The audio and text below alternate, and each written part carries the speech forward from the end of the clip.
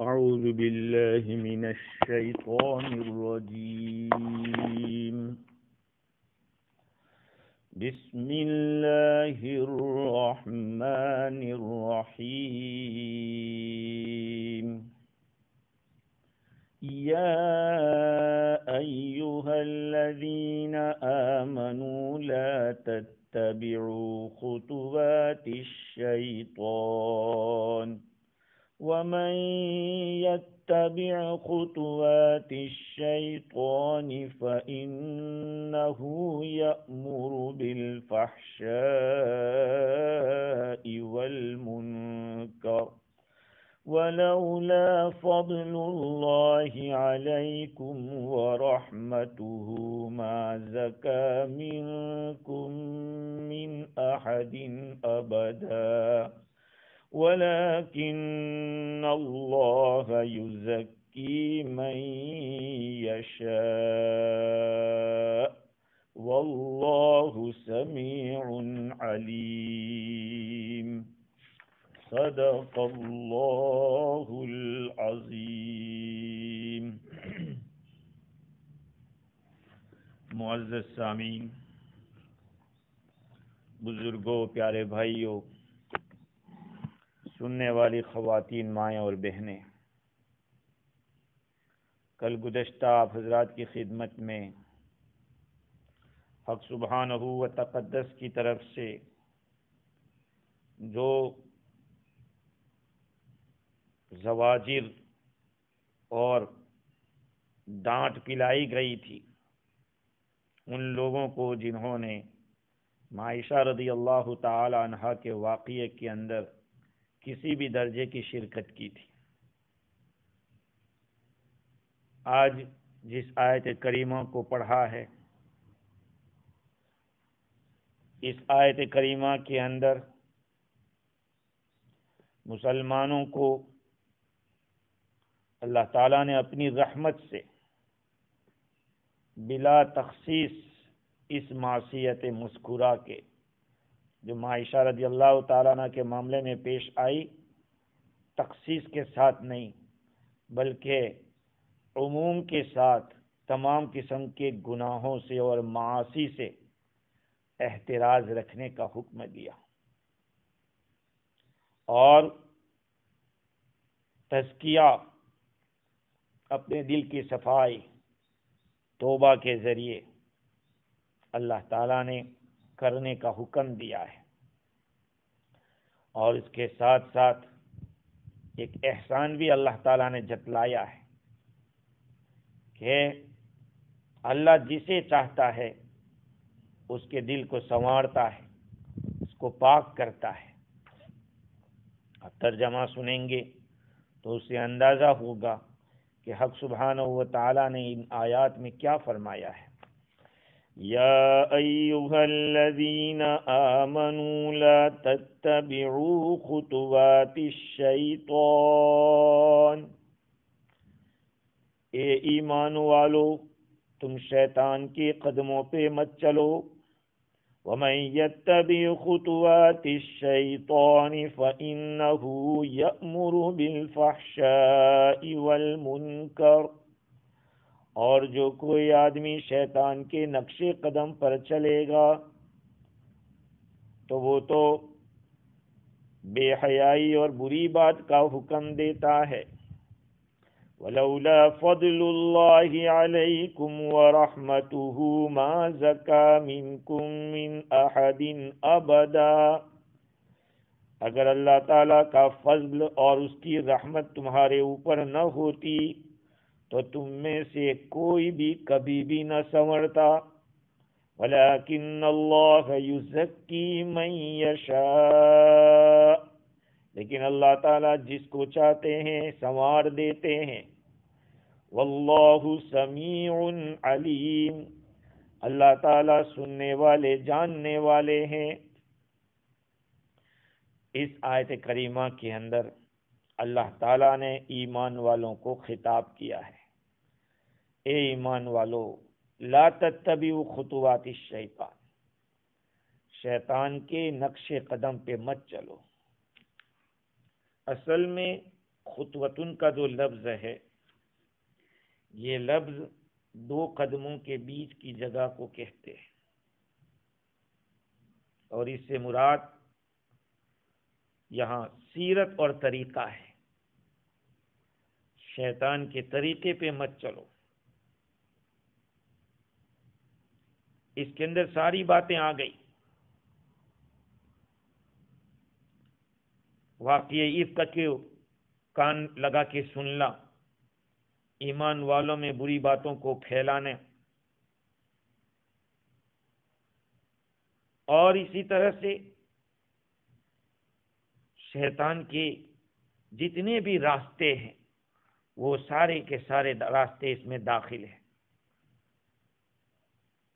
اس کے جو اعتقادات ہیں، شیطانی عقائد ہے کہ ایسے عقیدے مت رکھو، شیطانی جو چالیں ہیں کہ ایسی چالیں مت چلو کہ تم حرام کو حلال کرنے لگو اور حلال کو حرام کرنے لگو۔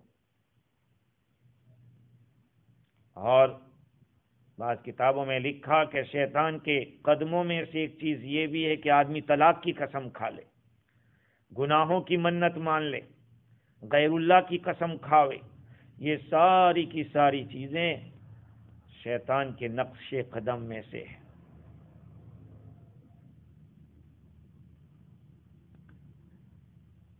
خیر، اس میں کوئی شک نہیں کہ شیطان ہمارا بہت پرانا دشمن ہے، اور اس کی چالیں الگ الگ قسم کی ہوتی ہیں۔ اس کے اوپر ہم بعد میں آتے ہیں۔ اللہ تعالیٰ فرماتے ہیں کہ جو آدمی شیطان کے نقش قدم پر چلے گا تو وہ بری بات اور بے حیائی کا حکم دے گا۔ تو کون حکم دے گا؟ فَإِنَّهُ يَأْمُرُ بِالْفَحْشَاءِ۔ اس کی جو ضمیر ہے ہو کی، کس کی طرف لوٹ رہی ہے کہ کون حکم دینے والا ہے؟ بعضوں نے کہا کہ یہ تو شیطان کی طرف لوٹ رہی ہے کہ وہ بے حیائی اور بری بات کا حکم دیتا ہے۔ بعضوں نے اس کو ضمیر شان قرار دیا، اور بعض حضرات نے اسی آدمی کی طرف لوٹایا ہے جو کہ شیطان کے نقش قدم پہ چل رہا ہے۔ تفسیر ابو سعود کے حوالے سے بعض تفسیروں میں دیکھا کہ فَإِنَّهُ يَأْمُرُ بِالْفَحْشَاءِ کی جو ہو کی ضمیر ہے اس سے اشارہ من کی طرف ہے۔ من یتبع خطوات الشیطان، جو شیطان کے نقش قدم پہ چلے گا تو وہ چلنے والا بے حیائی اور بری بات کا حکم دے گا۔ اس لیے کہ شیطان کا کام گمراہ کرنے کا ہے۔ اب جو اس کی پیروی کر رہا ہے، اس کے طریقے پہ چل رہا ہے، وہ پیروی سے اور گمراہ ہونے سے ایک قدم آگے بڑھتا ہے اور وہ گمراہ کرنے لگتا ہے، ترقی کرتا ہے۔ بگاڑ کے اندر اور گمراہی کے اندر جو پہلے خود بگڑا تھا، خود گمراہ ہوا تھا، اس درجے سے ترقی کر کے وہ اضلال اور افساد کے درجے کو پہنچتا ہے کہ اب وہ لوگوں کو گمراہ کر رہا ہے، لوگوں کو بگاڑ رہا ہے۔ تو جو آدمی شیطان کے نقش قدم پہ چلے گا، ایک وقت آئے گا کہ وہ لوگوں کو بے حیائی اور بری باتوں کا حکم دے گا۔ فحشاء اور منکر، یہ فحشاء اور منکر کیا ہے؟ اس کی تفصیل کرتے ہوئے تفسیر روح البیان کے اندر لکھا ہے کہ منکر اس کو کہتے ہیں جس کو فقی ابو اللہ سمرقندی رحمۃ اللہ علیہ نے لکھا کہ ما لا یعرف فی شریعت ولا سنہ۔ منکر وہ چیز ہے کہ جو شریعت میں اور سنت میں معلوم نہ ہو، جس کا تذکرہ نہ ہو، جس کو شریعت کی نظر میں اور سنت کی نظر میں اچھا نہ سمجھا گیا ہو، یہ منکر ہے۔ اور مفردات کے حوالے سے علامہ حکی نے لکھا کہ المنکر کل شیء تحکم العقول الصحیحۃ بقبحہ۔ منکر ہر وہ چیز ہے جس کے برا ہونے کو عقل سلیم بتلاتی ہے، جس کی عقل صحیح ہے وہ فیصلہ کرتی ہے کہ یہ بات غلط ہے، یہ چیز بری ہے، یا یہ کہ عقلیں رک جاتی ہے، شریعت اس کی برائی کا فیصلہ کرتی ہے۔ یہ ہر برائی کے لیے استعمال کیا گیا ہے فحشاء کا لفظ۔ بعض علماء نے یہ بھی کہا کہ فحشاء جس کی برائی عرفاً و عقلاً برابر ہو، شریعت نے جس کو برا بتلایا ہو وہ فحشاء ہے۔ تو شیطان کا کام بھی وہی ہے، اور اس کے نقش قدم پہ جو چلنے والا ہے اس کا کام بھی وہی ہے۔ فَإِنَّهُ يَأْمُرُ بِالْفَحْشَاءِ وَالْمُنْكَرِ، اس میں کیفیت عداوت کو بیان کیا ہے کہ شیطان اپنی دشمنی کس طرح سے نکالتا ہے، اس کے فنون شرارت اور افساد شر کا ذکر ہے کہ وہ کیسے شر کو پھیلاتا ہے۔ ایک بزرگ نے شیطان کو دیکھا تو اس سے کہا کہ بھائی مجھے کوئی ایسا عمل بتلا دے کہ میں اس کو کروں تو تجھ جیسا بن جاؤں۔ شیطان نے کہا کہ یہ بات تو آج تک کسی نے نہیں پوچھی تھی، تو نے کیوں پوچھی؟ اس آدمی نے کہا میں اس کو پسند کرتا ہوں کہ تیری طرح ہو جاؤں۔ شیطان نے کہا اگر یہ تو مجھ جیسا بننا چاہتا ہے تو نماز میں سستی کیا کر، اور سچی اور جھوٹی قسمیں کھانے میں ذرہ برابر کسی کی پرواہ نہ کر۔ اس بزرگ نے کہا کہ خدا کی قسم میں کبھی بھی ایسا نہیں کروں گا۔ شیطان نے کہا کہ میں آئندہ کبھی کسی کو نصیحت بھی نہیں کروں گا۔ اصل میں زمانہ کھایا ہوا ہے شیطان، اس لیے اس کی چالیں بھی ایسی ہوتی ہے، وہ اچھے راستے سے آتا ہے لیکن مقصد اس کا برا ہوتا ہے، اس کا کام صرف انگلی کرنا ہوتا ہے اور آگے کے کام پھر چلتے ہو جاتے ہیں۔ شیطان صرف تھوڑی سی شرارت کرتا ہے۔ ابن کثیر رحمت اللہ علیہ لکھتے ہیں کہ خدا کی ہر نافرمانی یہ قدم شیطان کی پیروی ہے۔ جہاں کہیں اللہ تعالیٰ کی نافرمانی پائی جائے گی تو یہ سمجھا جائے گا کہ اس نے شیطان کے قدم کی پیروی کی ہے۔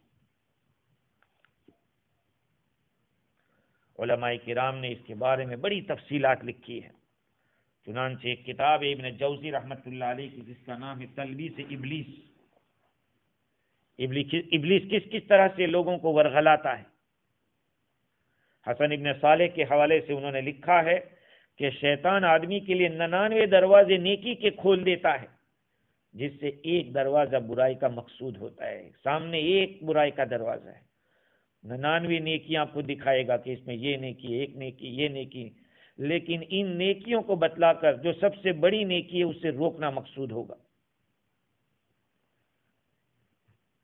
ابن جوزی رحمت اللہ علیہ لکھتے ہیں کہ کسی بزرگ نے کہا کہ میں نے شیطان کو دیکھا، اس نے مجھ سے کہا کہ ایک زمانہ وہ تھا کہ میں لوگوں سے ملتا تھا تو ان کو تعلیم دیتا تھا غلط کاموں کی کہ یہ کرو وہ کرو، اب تو یہ حالت ہے کہ ان سے ملتا ہوں اور خود تعلیم لیتا ہوں۔ لوگ اس طرح سے گناہوں میں ایکسپرٹ ہو گئے اور اس طرح سے ماہر ہو گئے، ایسے گناہوں کے موجد ہو گئے کہ ابلیس کہتا ہے کہ میں بھی سیکھتا ہوں۔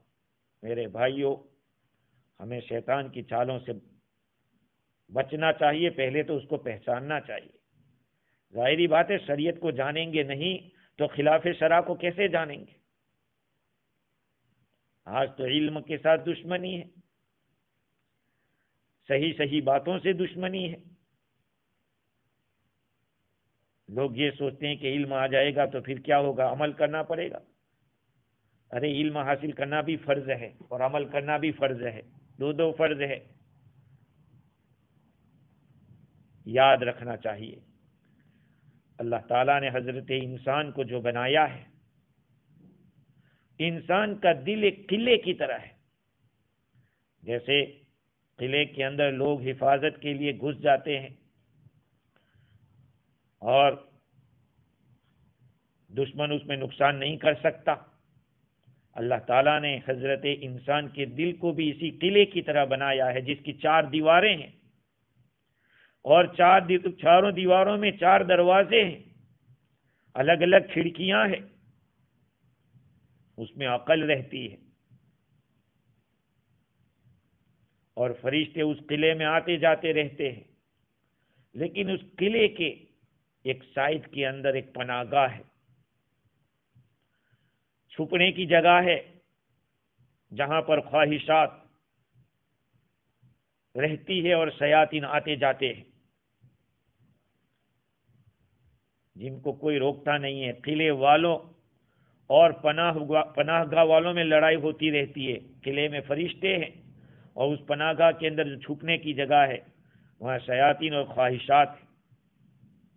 اب اس قلعے کے ارد گرد شیطان گھومتے رہتے ہیں اور چاہتے ہیں کہ جو پاسبان اندر بیٹھے ہوئے ہیں وہ غافل ہو جائے اور کسی کھڑکی سے آر ہٹ جاوے تو قلعے میں گھس جاوے۔ لہذا پاسبانوں کو چاہیے کہ تمام دروازوں اور تمام کھڑکیوں کا خیال رکھیں، ایک لحظہ بھی اگر بے خبر ہو گئے تو پھر شیطان اپنا کام کر جائے گا، اور وہ قلعہ ذکر خدا سے روشن رہتا ہے، ایمان سے پر نور ہے، اس میں ایک آئینہ ہے جس میں صورتیں نظر آتی رہتی ہے۔ آدمی کو چاہیے کہ ہر آن اللہ تعالیٰ کے ذکر میں لگا رہے، اللہ کی یاد میں لگا رہے، ورنہ یہ شیطان کبھی بھی اپنا کام بنا سکتا ہے۔ ہاں، ایک دفعہ شیطان کو موقع لگ جاتا ہے تو پھر آدمی کو ایک کھلونے کی طرح بنا کر اس کے ساتھ کھیلتا رہتا ہے۔ چنانچہ حدیث شریف میں آیا، حضور اکرم صلی اللہ علیہ وسلم کا ارشاد ہے کہ شیطان آدمی میں خون کی طرح دوڑتا ہے۔ ام المؤمنین حضرت صفیہ بنت حیی رضی اللہ تعالی عنہا، ان کی روایت ہے جس کا خلاصہ یہ ہے کہ رسول اکرم صلی اللہ علیہ وسلم اعتکاف میں تھے۔ حضرت صفیہ رضی اللہ تعالی عنہ فرماتی ہیں کہ میں زیارت رسول صلی اللہ علیہ وسلم کے لیے گئی، آپ سے بات کر کے واپس آنے لگی، آپ میرے ساتھ مجھ کو گھر پہنچانے کے لیے آئے۔ حضرت صفیہ رضی اللہ تعالیٰ عنہ کا مکان حضرت اسامہ بن زید رضی اللہ عنہ کے احاطے میں تھا۔ اتنے میں 2 انصاری آدمی نمودار ہوئے۔ انہوں نے جب رسول اللہ صلی اللہ علیہ وسلم کو دیکھا تو تیزی سے آگے بڑھے۔ آپ صلی اللہ علیہ وسلم نے ان سے فرمایا کہ ٹھہرو ٹھہرو، یہ میرے ساتھ صفیہ ہے۔ وہ عرض کرنے لگے، یا رسول اللہ، یا آپ کیا فرماتے ہیں؟ ارشاد فرمایا کہ شیطان انسان کے جسم میں خون کی طرح دوڑتا ہے، میں اس بات سے ڈرا کہ کہیں تمہارے دل میں خیال فاسد یا کوئی بات شیطان نہ ڈال دے، کوئی غلط خیال تمہارے دل میں نہ آ جائے اور شیطان کوئی دوسری بات نہ ڈال دے، اس لیے بات میں نے کہی۔ اسی لیے تو کہا جاتا ہے اتقوا مواضع التہم، تہمت کی جگہوں سے بچو، تہمت کی جگہوں سے بچو، کیونکہ ایک دفعہ داغ لگ جاتا ہے تو اس داغ کو مٹانا بہت بھاری پڑتا ہے۔ آج ہم لوگوں نے شریعت کی ان باتوں کو نہیں سمجھا، اس لیے الگ الگ جگہوں کے اوپر الگ الگ قسم کے الزامات لگتے ہیں۔ ہاں، اتقوا مواضع التہم، یہ ارشاد ہے، اپنے آپ کو بچاؤ تہمت کی جگہوں سے۔ حضرت جابر رضی اللہ تعالیٰ عنہ کی مرفوعاً روایت ہے کہ شیطان ابلیس اپنا تخت پانی پر رکھتا ہے، بچھاتا ہے، پھر اپنے لشکر کو بھیجتا ہے کہ جاؤ لوگوں میں جا کے فساد پھیلاؤ، لوگوں میں جا کے برائیاں پھیلاؤ۔ پھر شام کو سارے چیلے چپاٹے جو کچھ بھی اپنی ڈیوٹی کے لیے گئے تھے، کام کے لیے آتے ہیں، جس کے اندر سب سے بڑا مقرب وہ ہوتا ہے جو بڑا فتنہ باز ہو، جس نے بہت بڑا فتنہ برپا کیا ہو۔ روایات میں آتا ہے کسی بچے کو تعلیم سے روک دیتا ہے، کہیں میاں بیوی میں جھگڑا کرا دیتا ہے، کہیں طلاق کی واردات پیش آ جاتی ہے، کہیں کچھ تو خون ہو جاتا ہے. یہ ساری باتیں ہوتی ہے دنیا کے اندر. خلاصہ کلام یہ ہے کہ شیطان انسان کا کھلا ہوا دشمن ہے، اور اس کا کام یہ ہے کہ جنت والے اعمال سے روکے اور جہنم والے اعمال کے اوپر لوگوں کو آمادہ کرے. اس لیے اللہ تعالیٰ فرماتے ہیں یا ایھا الذین آمنوا لا تتبعوا خطوات الشیطان، اے ایمان والو تم شیطان کے قدموں پر نہ چلو. ومن يتبع خطوات الشیطان فإنه یأمر بالفحشاء والمنکر، اور جو کوئی شیطان کے قدموں پر چلے گا تو شیطان تو بری باتوں کا اور بے حیائی کا حکم دیتا ہے. یا پھر وہ آدمی جو آدمی شیطان کے نقش قدم پر چلے گا تو وہ بری بات اور برا اور بے حیائی کا حکم دے گا. ولولا فضل اللہ علیکم ورحمتہ ما زکا منکم من احد ابدا، اگر اللہ تعالیٰ کا فضل اور اس کی رحمت تمہارے اوپر نہ ہوتی تو تم میں سے کوئی بھی آدمی کبھی بھی نہ سنورتا. اللہ تعالیٰ نے شیطان کو ناکام کر دیا. مطلب یہ ہے کہ شیطان کا مقصد تو یہی تھا کہ سب کو بگاڑ کے رکھ دیتا، ایک کو بھی سیدھے راستے پر نہ رہنے دیتا. یہ تو حق تعالی شانہ کا فضل اور اس کی رحمت رہی کہ اس نے اپنے مخلص بندوں کی دستگیری فرمائی، بہت سے لوگوں کو محفوظ رکھا، بعضوں کو مبتلا ہو جانے کے بعد توبہ کی توفیق دے دی اور ان کو درست کر دیا. اور یہ اللہ تعالیٰ ہی کے اختیار میں ہے.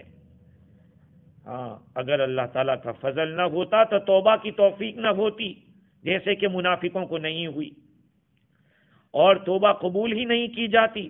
یہ تو اللہ کی رحمت تھی، کیونکہ اللہ تعالیٰ پر ضروری تو ہے نہیں کہ توبہ قبول کر ہی لے، وہ تو اس کی مرضی کی بات ہے، معاف کرے نہ کرے. ایک غلط بات تو ہو ہی گئی تھی، صحابہ کرام کی زبان بعض صحابہ کرام سے بات نکل گئی تھی. اللہ تعالیٰ فرماتے ہیں کہ اللہ کا فضل رہا اور اس کی رحمت رہی، اس لیے توبہ کی توفیق ہوئی اور توبہ قبول بھی فرمائی. ولولا فضل اللہ علیکم ورحمتہ ما زکا منکم من احد ابدا، اللہ تعالیٰ کا فضل اور رحمت تمہارے اوپر نہ ہوتی تو تم میں سے کوئی بھی آدمی کبھی بھی نہیں سنور سکتا تھا. اللہ تعالیٰ جانتے ہیں کہ کس کو سنوارنا ہے اور کس کو نہیں سنوارنا ہے. یہاں پہ زکا کا لفظ آیا ہے. کل جمعہ کے بیان کے اندر یہ بات بتلائی تھی کہ زکوٰۃ کے لفظ کے اندر ایک معنی بڑھنے کے ہیں، وہیں پر ایک معنی پاکی کے بھی ہے. قد افلح من تزکا، کامیاب ہو گیا وہ آدمی جس نے اپنا تزکیہ کر لیا، جس نے اپنے دل کو سنوار لیا. تو یہ زکا کیا ہے، تزکیہ کیا ہے؟ امام رازی نے لکھا کہ یاد رکھو، جو آدمی اللہ تعالیٰ کی فرما برداری میں مقام رضا تک پہنچ جائے، یعنی اللہ تعالیٰ کی مانتے مانتے، اللہ کے حکموں کو پورا کرتے کرتے دین کے اندر اس میں ایسی صلاحیت پیدا ہو جاوے کہ اللہ تعالیٰ اس سے راضی ہو جائے، اس کو زکی کہتے ہیں. اس کو کہیں گے صاف دل والا، تزکیہ والا. اور اللہ امام راضی نے تو یہاں تک لکھا وَلَا يُقَالُ زَكِيٌّ إِلَّا وَجَدَ زَكِيًّا، اور زکی نہیں کہا جا سکتا مگر جب کہ وہ کسی زکی کو پالے. ہاں، یہ بات بہت اہم ہے. اللہ رب العزت نے حضرت انسان کے اندر یہ بات رکھی ہے کہ وہ دوسروں کے اثرات کو قبول کرتا ہے. جیسے برائیاں پھیلتی ہے بری صحبتوں سے، وہیں پر اچھی صحبتوں سے اچھائیاں پھیلتی ہیں. اللہ والوں کی تلاش میں رہنا چاہیے. ہاں، آج تو ہر ایک کے اندر کیڑا نکالتے ہیں، ہر ایک کے اندر عیب نکالتے ہیں، تو پھر ظاہری بات ہے جہاں عیب ہی عیب دکھے گا تو اس کے اندر کہاں بھلائی آئے گی.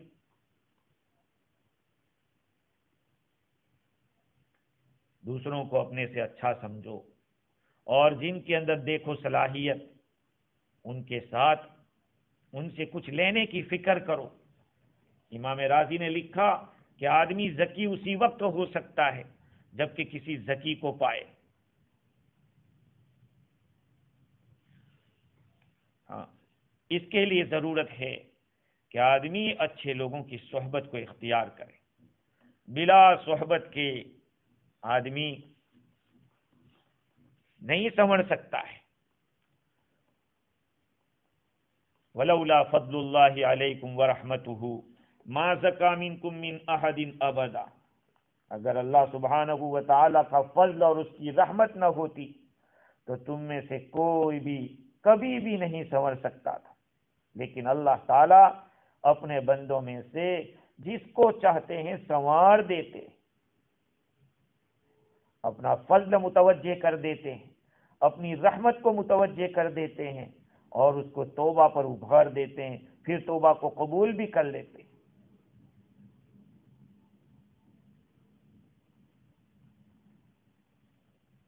تفسیر روح البیان کے اندر لکھا ہے کہ اس پوری آیت کریمہ کے اندر بہت ساری باتیں مل رہی ہیں.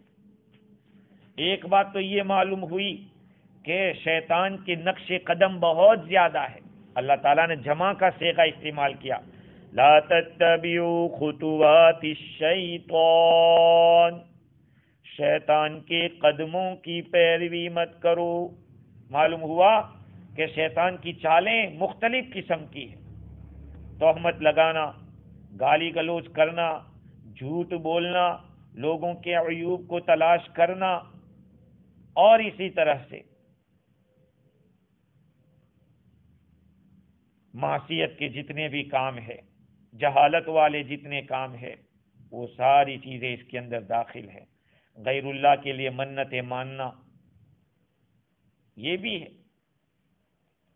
آدمی منت مان سکتا ہے لیکن کس کی؟ نماز کی مانے، روزے کی مانے، اس طرح کے اعمال کی مانے. تو ایک بات تو یہ معلوم ہوئی، دوسروں کے عیوب کو تلاش کرنا. حدیث میں آیا کہ طوبی لمن شغلہ عیبہ عن عیوب الناس، خوشخبری ہے اس آدمی کے لیے جس کے عیب لوگوں کے عیب سے اس کو غافل کر دے. یعنی ہمارے عیب کے اندر ہم اتنے منہمک ہو جائیں اس کو سدھارنے میں، اور اپنے عیوب میں نظر کرنے میں اتنے منہمک ہو جائیں کہ دوسروں کے عیوب کی طرف نظر نہ ہو. آج ساری برائیاں ہمیں دوسروں میں نظر آ رہی ہیں، لیکن اپنی ایک بھی برائی نظر نہیں آتی، ایک بھی برائی اپنی نظر نہیں آتی. اسی لیے فرمایا کہ خوشخبری ہے اس آدمی کے طوبی لمن شغلہ عیبہ عن عیوب الناس، خوشخبری ہے اس آدمی کے لیے جس کے عیب نے اس کو غافل کر دیا ہو دوسروں کے عیوب سے. تو تزکیہ بہت ہی ضروری ہے. اللہ جس کا چاہتا ہے اسے اس کا تزکیہ کر دیتا ہے. بندے میں طلب بھی ہونی چاہیے. یہ تفسیر روح البیان میں یہ بات بھی لکھی ہے کہ تزکیہ کا معاملہ وہ اللہ تعالیٰ کی طرف سے ہے. اللہ اپنے فضل سے، اپنی رحمت سے جس بندے کو توفیق دیتے ہیں ان کے لیے طاعات کی بھی توفیق دیتے ہیں، اور اسباب بھی وہی مہیا کر دیتے ہیں. لیکن ضروری ہے ایک استاذ کا ہونا جس کے پاس آدمی کیفیت تزکیہ کو سیکھے. ہاں، اپنے صفائی دل کی کیسے ہوگی اس کو آدمی سیکھے. شیخ الاسلام عبداللہ الانصاری وہ فرماتے ہیں اس کو حقی نے نقل کیا کہ علم حدیث میں اور علم شریعت میں میرے مشائخ تو بہت زیادہ ہیں، لیکن طریقت میں میرے شیخ ابو الحسن خرقانی رحمۃ اللہ علیہ، شیخ ابو الحسن خرقانی رحمۃ اللہ علیہ کو اگر میں نہ دیکھتا تو میں حقیقت کو پہچان نہیں سکتا تھا۔ ہاں، اور حل اللہ آج بھی موجود ہے۔ آدمی تلاش کرے، آدمی یہ فکر کرے کہ مجھے اپنے دل کو اس قابل بنانا ہے کہ میرا دل تو اللہ تعالیٰ کی تجلی گاہ ہے، اللہ تعالیٰ بندوں کے دلوں کے اندر آتے، تو میں اپنے دل کو کیسے بناؤں؟ گناہوں کی بہت ہی زیادہ آلائش لگی ہوئی ہے، تو اس گندے دل کو اس قابل کیسے بناؤں؟ تو شیخ ابو الحسن خرقانی رحمۃ اللہ علیہ کے بارے میں شیخ عبداللہ انصاری فرماتے ہیں کہ اہل الارشاد ہدات طریق الدین و مفاتیح ابواب الیقین، یہ جو اہل ارشاد ہیں مطلب یہ ہے کہ اہل اللہ ہیں،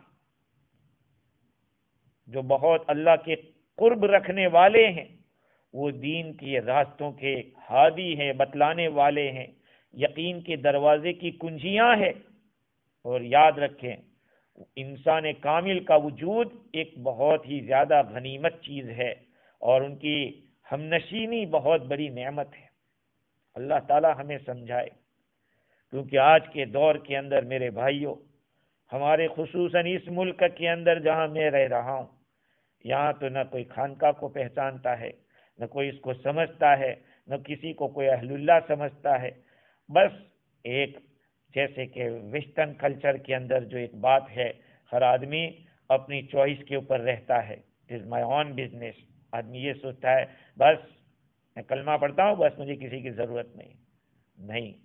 ہم سب کو ضرورت ہے اللہ والوں سے تعلق پیدا کرنے کی، اللہ والوں سے جو صفات ہے وہ صفات لینے کی۔ تفسیر روح البیان میں شیخ اسماعیل حقی نے لکھا کہ حقیقی تزکیہ جو ہوتا ہے، دل کی اصل صفائی جو ہوتی ہے، اس کی وجہ سے غیروں کا تعلق ختم ہو جاتا ہے۔ آدمی سب سے پہلے گناہوں سے بچے، گناہوں سے بچتے بچتے نیکیاں کرتے کرتے اس کے اندر کچھ ایسی کیفیت پیدا ہوگی، ایسی صلاحیت پیدا ہوگی کہ پھر وہ دھیرے دھیرے غیر اللہ سے بھی تعلق توڑ دے گا، اور غیر اللہ کے اغیار کے تعلق سے بھی اس کا دل پاک ہو جائے گا۔ آج ہمارے دلوں کے اندر غیر بیٹھا ہوا ہے۔ ارے سب سے پہلی بات تو یہ ہے کہ گناہوں سے آدمی بچے۔ ہر قسم کے گناہوں کے اندر آدمی بغیر کسی سوچے سمجھے کہ گھس جاتا ہے، داخل ہو جاتا ہے، اور اس کو پتہ نہیں کہ یہ میرے لیے سم قاتل ہے، بہت بڑا زہر ہے۔ اللہ تعالیٰ نے اپنے کلام پاک کے اندر وعدہ کیا ہے۔ کیا وعدہ کیا؟ وعدہ کیا ہے کہ مومنین سے کہ اللہ تعالیٰ ان لوگوں کو پاک کر دے گا۔ وَلَكِنَّ اللَّهَ يُزَكِّي مَن يَشَاءُ، اللہ جسے چاہتے ہیں اس کا تزکیہ کرتے ہیں۔ مولانا ادریس کاندھلوی رحمۃ اللہ علیہ نے تحریر فرمایا کہ یہ وعدہ ہے ایمان والوں سے، جیسے کہ حضرت حسان ابن ثابت رضی اللہ عنہ، حضرت مصطح ابن اساسہ رضی اللہ تعالیٰ عنہ، حضرت حمنہ بنت جحش رضی اللہ تعالیٰ عنہا، ان لوگوں سے اللہ تعالیٰ کا وعدہ ہے، اور عبداللہ ابن ابی بن سلول اور اس کے متبعین سے کوئی وعدہ نہیں۔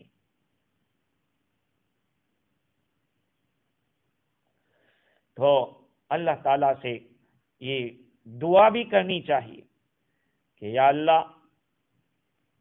تو مجھے میرے دل کا تزکیہ تو ہی فرما دے، میرے دل کی صفائی تو ہی کر دے، اور اس کے اسباب بھی اختیار کرے۔ اور اللہ تعالیٰ سے یہ بھی مانگے کہ اللہ تو ایسے لوگوں سے تعلق پیدا فرما جس کی وجہ سے میرے دل کا تزکیہ ہو، اور دنیا سے بے رغبتی پیدا ہو، اور آخرت کا شوق پیدا ہو۔ اس آیت کریمہ کے اندر ایک بات یہ بھی معلوم ہوتی ہے کہ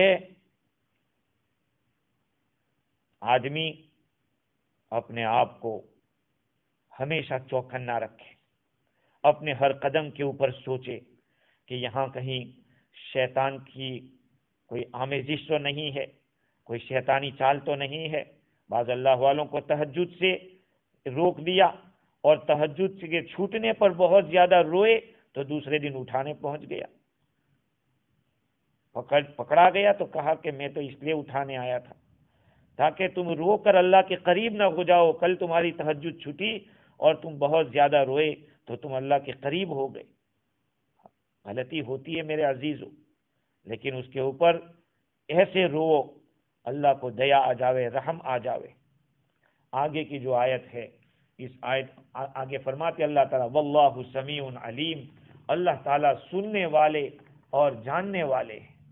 سننے والے تمہاری باتوں کو سنتے ہیں، اس تہمت کے بارے میں کس نے کیا کہا اللہ اس کو بھی سننے والا، اور برات کے ثابت کرنے کے بارے میں، برات کے بارے میں جس نے جو کچھ کہا اللہ تعالیٰ اس کو بھی سننے والے تھے، اور تمہارے دلوں میں یہ برائی کے پھیلانے کا جو جذبہ تھا یا ناپسندیدگی تھی اللہ تعالیٰ اس کو بھی جاننے والے تھے۔ اسی لیے فرماتے ہیں کہ جب اللہ تعالیٰ جانتے بھی اور سنتے ہیں تو ہر قسم کے گناہ سے بچنا چاہیے۔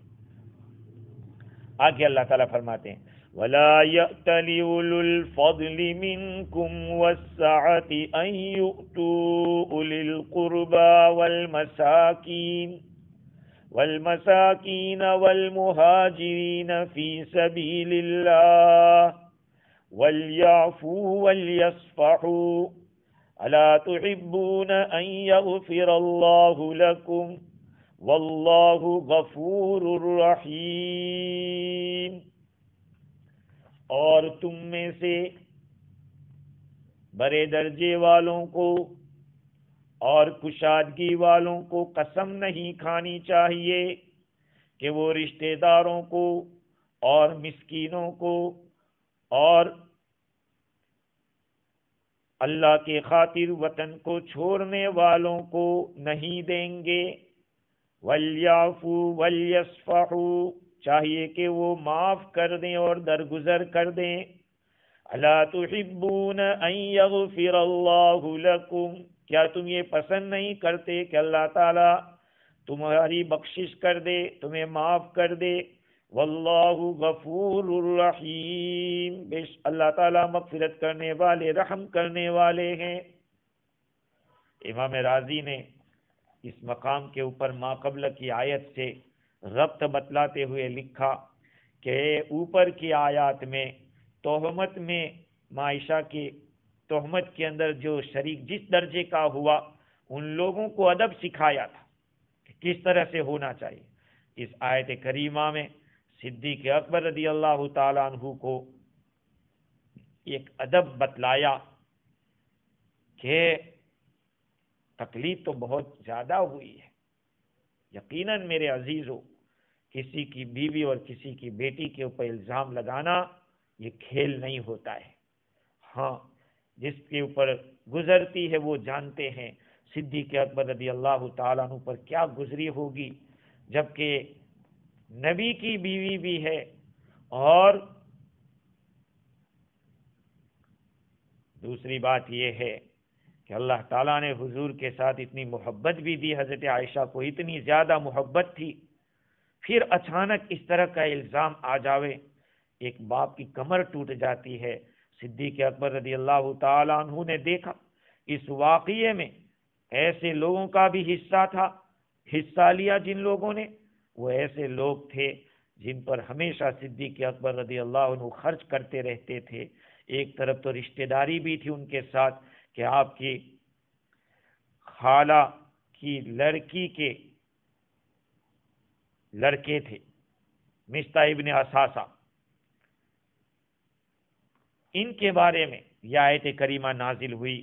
مفسرین فرماتے ہیں کہ یہ آیت کریمہ صدیق اکبر رضی اللہ عنہ کے بارے میں نازل ہوئی ہے، جبکہ آپ نے قسم کھا لی تھی کہ مصطح کے اوپر،